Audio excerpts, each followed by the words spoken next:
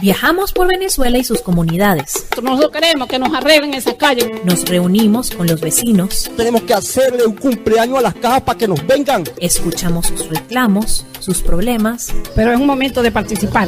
Y aportamos una solución. Para poder defender nuestra comunidad. Es lo que estamos aquí, participando. Periodismo de soluciones en acción. Amigos de Venezuela Adentro, ya a esta hora tenemos con nosotros a Antero Alvarado. Él es socio y director de Gas Energy Venezuela, que pertenece a parte pues, de una consultora en energía como es Gas Energy Latinoamérica. Bienvenido, Antero. Para nosotros un gusto tenerte aquí en Venezuela Adentro. Muchas gracias por la invitación. Bueno, Antero, las personas que están conectadas a esta hora sufren en primera persona el tema de la falta de gas. Yo creo que es uno de los temas, junto con la falta de gasolina, de mayor dolor para la gente, porque caramba, tener que cocinar, por ejemplo, y tener que cocinar con leña, porque se te va la luz y porque no tienes gas, pues quizás sea una de las cosas, repito, junto con la falta de gasolina y la falta de agua, que hace más difícil la vida del venezolano. Ahora, ¿por qué estamos viviendo esta situación si Venezuela es un país petrolero? Bienvenido. Gracias. Mira, una cosa es tener los recursos abajo de la tierra y otra cosa es tenerlos arriba, ¿no? Dicen que hay países que tienen problemas de geología, también hay países que tienen problemas de sociología, ¿no? Los problemas están arriba de la superficie, ¿no?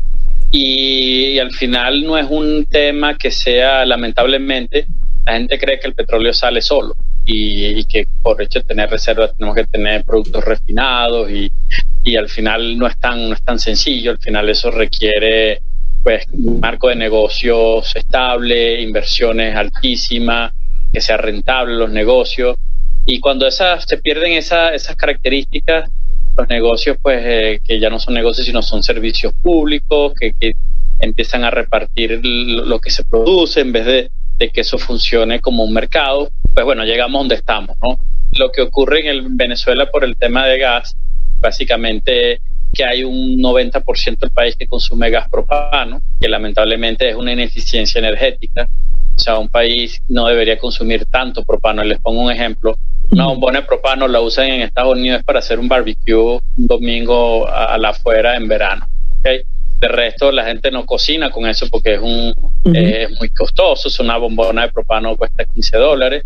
Y bueno, nadie hace unos años no se pagaba nunca eso, ¿no? Al no pagarse eso no remuneraba la molécula a quien hacía la inversión para tener esa producción. Entonces tenemos 90% del país dependiente de propano, ¿okay? Que es una bombona de gas, cuando hay un 7% que se beneficia del gas directo. ¿Okay? El gas directo es una red de gas, es una tubería enterrada y te llega directamente a tu casa, no tienes que usar bombona. Ese gas es abundantísimo en el país. El tema es que solamente 7% de la población pues tiene acceso a esa red. ¿Okay? ¿Por qué PDVSA no quiso expandir la red? Porque no hubo negocio, o sea, nunca eso fue prioridad. PDVSA siempre estuvo pendiente de aumentar producción de crudo, las reuniones OPEP, nunca se preocupó por estas cosas tan, digámoslo, de tanta teología urbana, ¿no? PDVSA se quedaba más bien en la metafísica, por decirlo de una manera, ¿no? Muy pocos privados entraron en este negocio del gas directo y nunca fueron rentables. Entonces, claro, nadie tenía un interés en expandir la red. Ese es el panorama. Tenemos que la producción de propano proviene de los campos de la zona norte de Monagas, producción de crudo y algo que ocurrió en esos campos. Entonces estoy diciendo el mercado. Perdona, para hacer una puntualización, Antero, ¿el negocio del gas siempre ha sido un negocio del Estado o han participado privados? Ok, en algún momento hubo privados que vieron en ese negocio rentabilidad, pero fue una rentabilidad que duró muy poco tiempo. O sea, te puedo decir, nadie en Venezuela ha hecho dinero con el negocio del gas. Ya. ¿Ok? Entonces, la fuente del gas, tanto directo como del gas propano, es la misma, es la zona norte de Monagas. ¿Ok? Eso es producción exclusiva de PDVSA Oriente. Y entonces les explico, se sale el crudo a la superficie y ese crudo tiene que ser enviado a unas plantas, se extrae el crudo del gas. ¿Ok? Y después ese gas es enviado a unas plantas de extracción donde se extrae de ese gas el gas metano, que es el gas más pobre, que es el gas que va a la red, que es el que va al sector eléctrico, petroquímico, sector inclusive petrolero, y después hay el gas natural, que ahí va el propano, el betano, el pentano, o sea, todas las corrientes, que eso ya es un gas en estado líquido. Entonces eso va en un poliducto y va directo a la planta de fraccionamiento de José en el estado Anzoátegui. De ahí se extrae del propano, del butano, del pentano, se extraen todo eso, es como una gran carnicería, y nos quedamos con el propano, y de ahí se carga el propano para las plantas de llenado, para las bombonas. Entonces, ese problema, hay un problema de que el gas que sale de zona norte de Monaga, solamente ese gas propano da para abastecer 25% de la demanda nacional. El año pasado, la producción abastecía un poco más, abastecía quizás el 50%, estamos a 25%. Y eso no es una cosa que uno pueda aumentar porque hay una crisis. Para aumentar producción de propano, ahí se requiere inversiones. Después ese gas tiene un problema, que ese gas cada vez va a salir a la superficie con cada vez menos contenido de líquidos. Hay una pérdida de riqueza del gas, un problema estructural que eso no se puede resolver. Entonces, a largo plazo, a los próximos 5 años, diría yo, estamos condenados a seguir sufriendo con la producción de metano, a no ser que se opte por la importación de propano. Hay otra opción, un poco más difícil, pero es la ideal, del gas. Entonces, la masificación del gas es prácticamente ir a extender la red de gas directo de Venezuela. O sea, ese 7% que tiene gas directo, sí, hay que ir hacia un proceso donde más familias puedan tener acceso a esa red de gas. Hay zonas en el país donde por lo menos Barquisimeto, la red de gas, hay una red de gas industrial, llega gas al sector eléctrico, siderúrgico, pero nadie se le ocurrió construir una red de gas para las familias, porque no es negocio, eso no es rentable. Entonces, y actualmente me imagino que la inversión debe ser muy grande, ¿no?, para construir y ampliar esta red. Mira, hay zonas donde hay como unos mangos bajitos. Te pongo otro ejemplo. O sea, hay un hotel en la principal de la Castellana donde utiliza combustible como propano, como diésel para generación eléctrica y para calentar cocina y todo. Y enfrente de su calle pasa una línea de gas metano. Pero eso nunca le interesó venderle gas a esa gente, porque no era una prioridad de ellos. Entonces hay unos quick wins, como se dice, donde pues hay que buscar de que la mayor cantidad de la gente y gente que esté cerca a la red se conecte a la red, ¿okay? Claro. Y eso libera propano, entonces ya te quitas un poco esa dependencia del propano, ¿okay? Entonces y después hay estados más complicados, lo que es el estado Trujillo, estado Mérida, estado Táchira, donde no hay red de gas, ¿okay? Entonces son estados que están condenados al uso del propano para cocción, y en el tema de generación eléctrica condenados al diésel, ¿okay? Si no tienen diésel o combustible líquido no pueden ni cocinar ni pueden generar electricidad. Entonces construir una línea, o sea, por lo menos construir un gasoducto desde Barquisimeto hasta Mérida, estamos hablando de $400 millones. Entonces siempre en Venezuela los grandes gasoductos los hacía PDVSA, porque era paternalista, porque era una empresa que había plata, en fin, era otra Venezuela, pero de aquí en adelante eso no lo va a poder hacer PDVSA, lo va a tener que hacer un privado, que va a tener que ir, el gobierno va a tener que pedir ayuda a un multilateral, como hace Perú, como hace Colombia, como hace Chile, como hace los países de la región que no tenían esa chequera, que nosotros sí la tuvimos en un momento. Entonces van a tener que abrir el mercado, van a tener que pues cobrar el gas, porque es otra cosa. O sea, así como vemos que la gasolina la están empezando a cobrar, el gas la van a cobrar.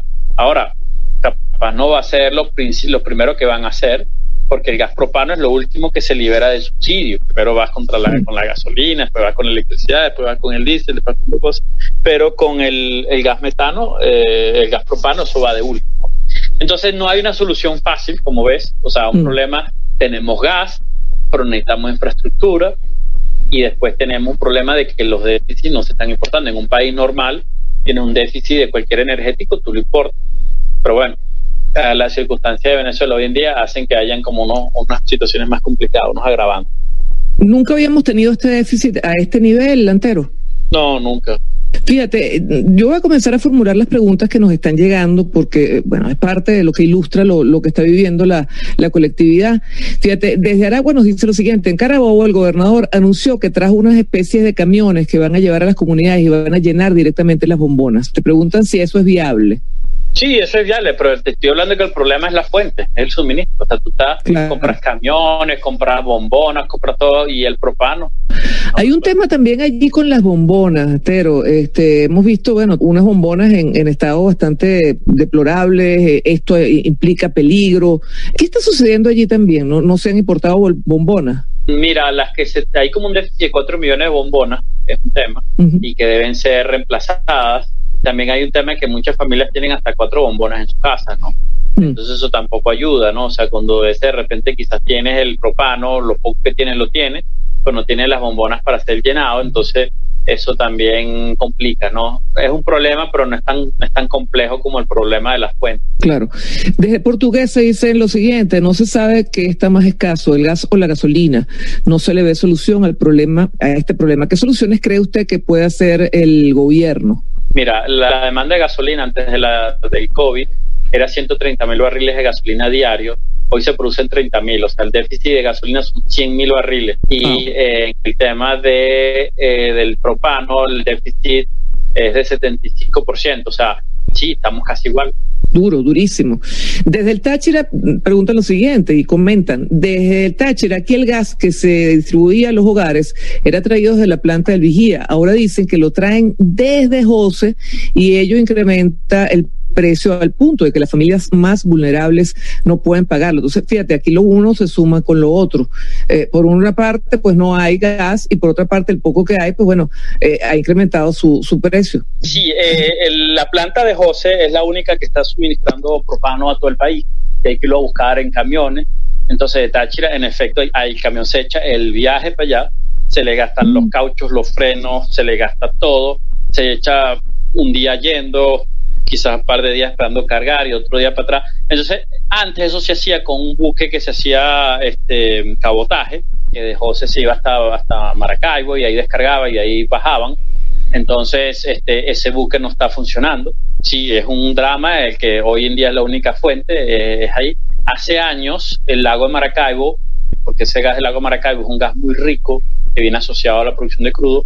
Ese gas, el propano, se extraía en la planta de Pequibén, que estaba ahí en el Tablazo, pero la producción de crudo en el lago de Maracaibo se cayó y entonces no se pudo sacar más gas. Entonces, con este punto les quiero decir, y algo importante, que es importante que PDVSA no se quede produciendo cero, porque por ahí hay como unos planes de que PDVSA se reduzca al mínimo y quede completamente en cero.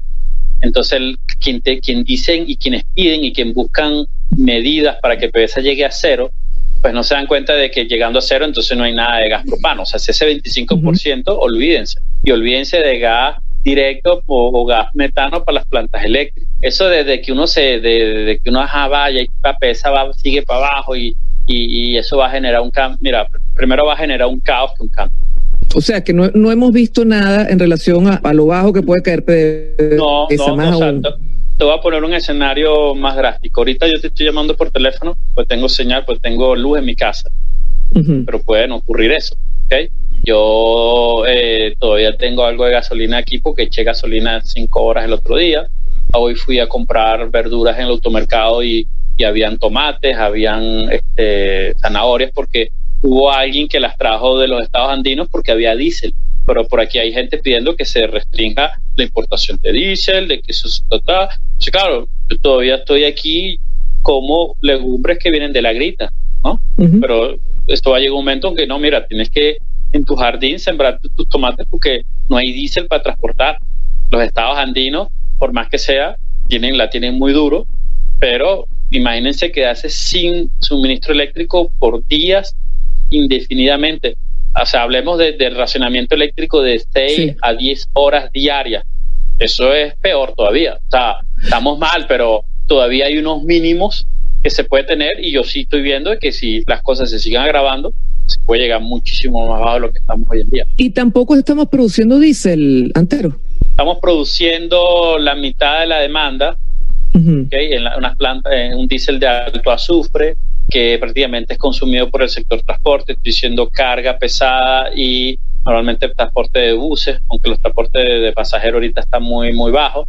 Y después tenemos el diésel que se genera para generación eléctrica, que es básicamente la planta de Don Luis Zambrano en el Vigía, planta Táchira en el estado Táchira, y después como backup en algunas zonas en plantas de Barquisimeto y en algunas plantas del país que son generación térmica. Pues si estamos en un escenario donde pues no se puede traer más diésel porque hay sanciones contra el diésel, o se quiere buscar que Venezuela no pueda recibir diésel más importado, nos quedaríamos con la producción local, que prácticamente en el mes de marzo pues PDVSA tendría que decidir si le manda el diésel al sector eléctrico en los Andes o transporte de carga pesada. ¿Y qué porcentaje de las termoeléctricas funcionan con gas? Mira, hoy en día eso puede ser, o sea, a ver, vamos a verlo así, 79% es Guri, ¿okay? Hidroelectricidad de Guri, y el 29% es térmico.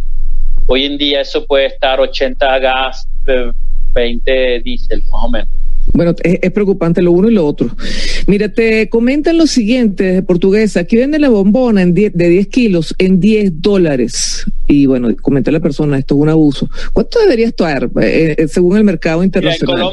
En Colombia vale $15 la de 10 kilos, en Perú también. Y en Perú hay un sistema de subsidio que te dice que si tú consumes menos de no sé qué cuántos megavatios, o sea, algo que te dé como 50 megavatios, que eso da como 2 bombillos, o sea, vives realmente en una casa muy humilde, esa factura eléctrica tú la llevas y cuando compras la bombona te ven que consumes menos de tanto, se te dan un voucher, ¿ok? Entonces te hacen un descuento de $5, entonces en vez de pagar 15 pagas 10. Obviamente la bombona es un producto de lujo, claro. ¿okay? La bombona te la llevan como una pizza, como un delivery, porque claro, hay zonas obviamente en el Perú, por darte un ejemplo, donde no hay acceso a la línea de gas, pero son países que se han dedicado con un campito de gas chiquitico, tratar de llevar gas a la mayoría de la gente. Eso aquí no se ha hecho. Lo que no se ha hecho. Y además, por lo que comentas, no se ha hecho en este gobierno, pero tampoco se hizo demasiado en los gobiernos anteriores, ¿no? Mira, en el año 54 vino la reina de Holanda y estrenó la red de gas de Maracaibo, porque era un gas que venía de la producción de crudo y era un gas gratuito, entonces claro, la gente feliz, tal, 1954. Después cuando vino la nacionalización del 75, la Shell tuvo que entregar todos esos activos y se los dieron a las alcaldías, ¿okay? Entonces imagínate una alcaldía manejando una red de gas. Entonces claro, lo que pasó es que veníamos con un legado de que nos lo regalaron, un legado de que esto es servicio público, un legado de que, mira, esto no es negocio, es que el negocio es importar, o sea, nunca se vio el negocio del mercado interno, y esto aplica para la gasolina. Quizás en la gasolina hubo un periodo donde capaz sí pudo haber algo de rentabilidad, pero en el resto de los combustibles, o sea, hoy el día el diésel, uno va a una estación de diésel y a uno se lo entregan gratis. Imagínate. Entonces te lo entregan gratis, entonces tú dices, ¿qué es esto? Hay unas correcciones que hay que hacer, hay unas leyes que hay que pasar, hay una ley de mercado interno que se tiene que replantear y empezar a ver, y yo creo que cuando la gente paga las cosas duelen porque nos las regalaban y ahora hay que pagarlas. O sea, ya el mundo pasó por eso hace 20 años, 30 años. O sea, los carros grandes se desaparecieron de Europa en el shock petrolero del 74, 75. O sea, aquí todavía hay Fireline 500 rodando por ahí. Entonces, hemos estado exentos. En Colombia, en Bogotá, uno va y la gente con buenos trabajos va en bicicleta a sus trabajos y pudiendo usar un carro. El carro lo usan los fines de semana. O sea, hay una conciencia de eficiencia energética. Nosotros nos están metiendo la eficiencia energética a palos. Sí. Porque no es que nosotros pensemos en el medio ambiente. O sea, Venezuela consumía en el 2012 300,000 barriles de gasolina. Hoy en día estamos en 30. Sí, fue demasiado duro. Fíjate, desde Trujillo te comentan, el gobernador tomó el llenadero y ahora no hay gas, y si se consigue, lo cobran a precio muy alto. También en Monagas, buenas noches, el problema del gas se incrementa cada vez más. Es cierto que la producción en la refinería es para solo una semana, luego no habrá para nadie. Te pregunto si tú tienes este dato. Mira, Monagas tiene un problema de la paradoja de la abundancia, porque ahí se queman 2.400 millones de pies cúbicos a la atmósfera, se pierde ese gas metano sin dolientes, eso genera unos problemas ambientales mayúsculos. Te voy a dar un ejemplo, la red de gas de Caracas consume 20 millones de pies cúbicos, y lo que se quema ahí en Monagas son 2.400, o sea, el gas que se quema ahí se recupera, eso le puede dar gas a toda América Latina. Qué barbaridad.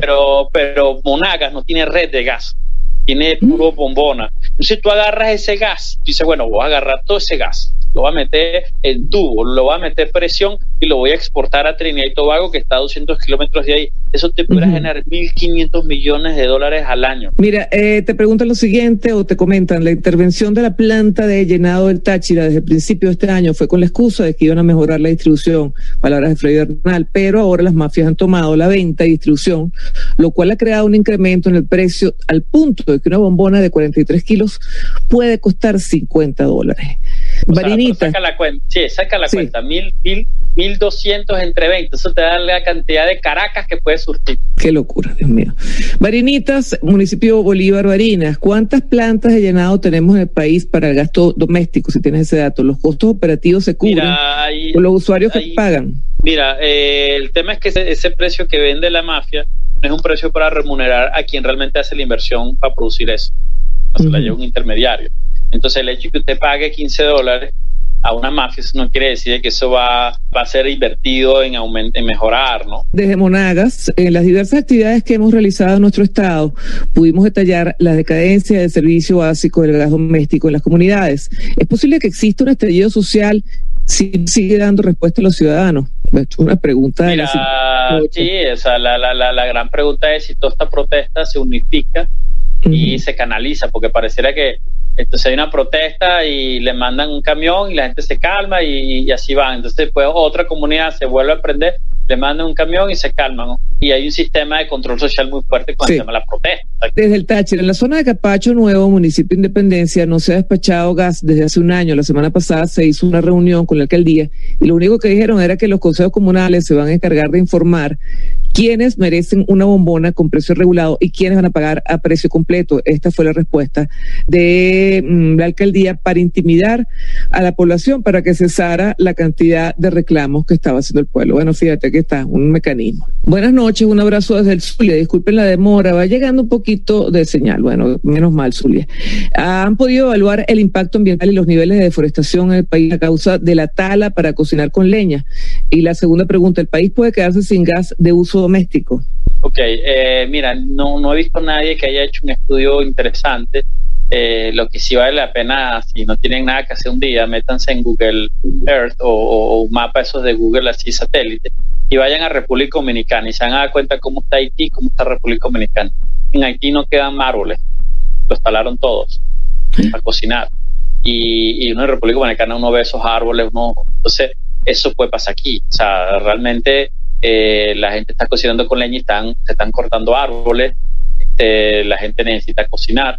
Entonces hay un tema ambiental complejo, o sea, para que tú veas que a veces los efectos colaterales de algo que puede ser tan tonto como cocinar puede terminar, bueno, esa tragedia del limón. Me dicen, mira, que eso en Maracay ocurrió porque, bueno, había un problema ambiental también que generó todo ese tema, ¿no?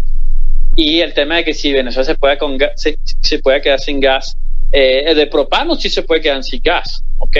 Y el gas metano, que es el 7% de la población, sí puede mantener. Ahora, Maracaibo, viendo que la pregunta viene de Maracaibo, Maracaibo tiene una particularidad muy, muy interesante.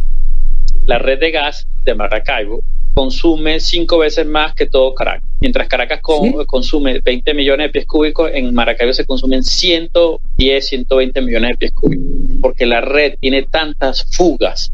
Imagínate. Que nunca se han reparado. Entonces que la gente dice, bueno, es que si yo prendo la hornilla, y si la apago, no me va a volver a prender porque puedo perder presión en el tubo. Entonces la gente deja las hornillas prendidas. Entonces son 110 millones de pies cúbicos que se consume el Zulia cuando deberían consumir 20. Porque el Zulia tiene 3 millones, 4 millones de habitantes. Y te pongo otro ejemplo. Quienes han tenido la posibilidad, la dicha de estar en el Gran Buenos Aires, en Argentina, una población de 14 millones de habitantes, el consumo de gas en esa ciudad de 14 millones de habitantes son 80 millones de pies cúbicos. Cuando se importaba gas metano de Colombia, eso fue hasta mediados del 2015, Colombia mandaba gas para el sector residencial de Maracaibo. Eso generaba una factura al día de $1 millón. Y eso era $1 millón que te tiraba la poseta, pues por eso no se cobraba. Mira, desde Monaga, bueno, esto es un comentario bien chévere, bien bonito. Jesús comenta, saliendo un poco de las preguntas, mi profesora de termodinámica me dio una propuesta de que mi tesis sea recuperar todo ese gas perdido en nuestro estado. Bueno, Jesús, échale pichón. Te cuento, hay iniciativas de PDVSA de entregarle eso a una empresa privada que recupere todo ese gas. Entonces el problema de esa empresa privada dice, bueno, chévere, nosotros tenemos experiencia haciendo eso en Medio Oriente, porque esto no es nada nuevo, o sea, no es que son los únicos que esto ha pasado en otras partes del mundo y han habido experiencias exitosas. Pero el gran problema aquí es que, bueno, si se recoge todo ese gas y te van a decir, bueno, pero ese gas no lo puede consumir Venezuela porque es demasiado gas para la demanda, y el tema es cómo ese privado recupera la inversión si aquí se regala el gas. Entonces hay un problema de señales de precio que hay que resolver primero. Y después, sin duda, hay un problema de que hay que exportarlo. Pero bueno, ¿quién ahorita mete esa plata para exportar un gas para Trinidad y Tobago, que pudiera ser una opción? Sí. Cuando pues las condiciones del país no están dadas, pero mucha gente ha pensado ya en esas opciones. Bueno, vamos cerrando con estas dos preguntas, Tero. Desde el Zulia, hace poco leímos que por algún motivo el gas en Venezuela estaba llegando sin olor y es más peligroso. ¿Eso es cierto? ¿Eso es posible? Mira, en Maracaibo le quitaron el mercaptano, que es el desodorante que tiene ese gas, debido a que si se lo ponen, pues toda la ciudad olería gas. ¿Pero es cierto que es más peligroso o no? Básicamente, me imagino por qué no. Que, bueno, me imagino que lo peligroso aquí es que al no sentir el olor a gas, pues bueno, estás como más expuesto. Desde el Táchira, la última pregunta, últimamente se ha visto, a propósito del peligro, se ha visto muchas noticias sobre explosiones de cilindros de gas. ¿A qué se debe esto? Bueno, falta de que no le han hecho las pruebas hidrostáticas, pruebas de seguridad, son cilindros muy viejos. Antero, ya para finalizar, como conclusión, ¿te atreves a hacer algún comentario sobre los meses por venir? Si no hay, por una parte, cambio político, por otra parte, que luce lejano, o por otra parte, pues, revisión de todo este tema de las sanciones. Hay un tema de sanción que puede ser un peligro por falta de conocimiento de los colaterales que puedan llevar, de los escenarios que puedan ocurrir en caso de una disrupción, que puedan poner en peligro todo esto, ¿no? Entonces, claro, se ha hecho lo posible para que se tome conciencia al respecto, aunque esto ya no depende de los venezolanos, no depende de nosotros, o que la sociedad civil se organice y llame la atención a sus dirigentes. Miren, capaz esto puede ser contraproducente, eso por un lado. Otra cosa que se pudiera abrir es como una especie de canal humanitario, de manera de que se pudiera traer propano por cambio de crudo, así como ocurrieron con los swap y los trueques de diésel por petróleo, que son los que se quieren suspender. Entonces, si llega a un acuerdo y dice, bueno, quítame el diésel de diésel por petróleo, pero ábreme el propano por petróleo. Hay que apostar a que esa opción se dé, de que se pueda llegar a un acuerdo, de manera de que la única manera de moneda de pago de ese propano es el mismo crudo venezolano. Y bueno, que la solución a largo plazo es una masificación del gas. Hay el gas, pero se requiere la infraestructura, se requiere regulación, se requiere reglas claras para que en algún momento empresas privadas se animen a hacer esas inversiones. No solamente pensar en que, bueno, vamos a montar producción de crudo. Mira, aquí la producción de crudo sube y baja, pero los problemas de la gente son otros, ¿no? Entonces también pensar en una regulación hacia el usuario final, pensar en, cómo le ayudamos a mejorar la vida al ciudadano de a pie. Mira, empieza por los problemas más urbanos, ¿no? Totalmente, y más cotidiano. Bueno, muchísimas gracias, Antero. Queremos darte las gracias a nombre de Venezuela Adentro y de todas las personas que están aquí con nosotros, que hayas compartido tu tiempo y tus conocimientos sobre este tema tan neurálgico, tan importante. Bueno, por supuesto, aquí siempre estaremos a la orden para que, bueno, puedas dar a conocer todos estos temas que son por demás interesantes, importantes y necesarios. Así que, bueno, nuevamente gracias, y a ustedes, amigos. Chévere. A ustedes, amigos de esta cita cotidiana, muchísimas gracias también esta noche por haber estado aquí con nosotros y compartir en Venezuela Adentro todas sus inquietudes. Un gran abrazo a todos, que tengan todos una feliz noche, unos dulces sueños, y nos escuchamos nuevamente. Chao. Esto fue Venezuela Adentro. Síguenos en Twitter e Instagram como @VE_Piso Adentro. o puedes escribirnos por nuestro correo electrónico veadentropodcast@gmail.com.